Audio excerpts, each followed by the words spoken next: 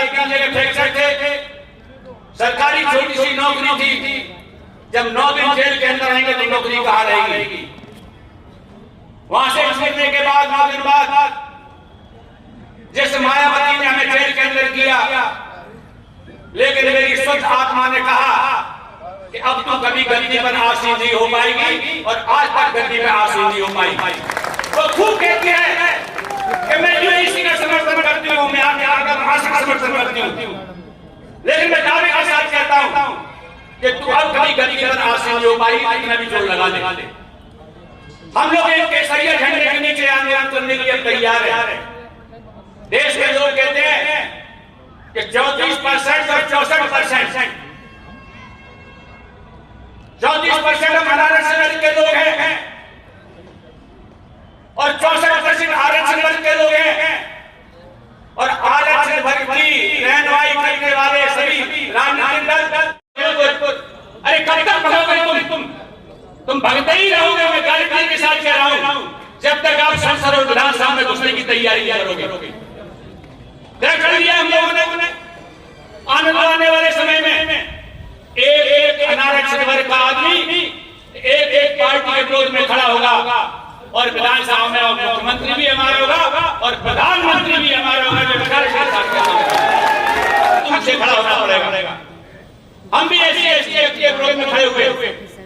2018 में सपा के माध्यम से माई के लाल दाग पर आरक्षण हटा नहीं सकता। जब ये बात उतरी तो 2018 में इस ग्वालियर की चंबल की धरती पे जो 35 सीटें, वैसे कभी 28 और 29 सीटें बीजेपी जीती थी, लेकिन हम लोगों के आंदोलन की वजह से कांग्रेस ने 28-29 सीटें जीती।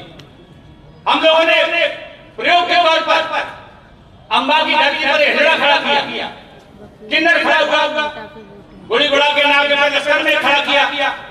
खड़े करने के बाद एक बजे तक हमारे कैंडिडेट जीत रहे थे। कुछ भी वो नतीजा नहीं निकला, लेकिन निश्चित रूप से जिनने माई के लाल कहा था उनको हम लोगों ने जवाब दिया। हम फिर जवाब देने के लिए तैयार हैं। यूजीसी का चक्कर जब तक खत्म ही हो जाएगा ना, गारंटी देना कि वापस आए ये तो केवल हमें गुमराह करने के लिए किया गया है। हम लोगों ने तय किया है कि जात आधार खत्म करो, गरीबी की आधार लागू करो, और गरीबी की आधार पहले उन दलितों को दो जिन बेचारों को आज तक लाभ नहीं मिला।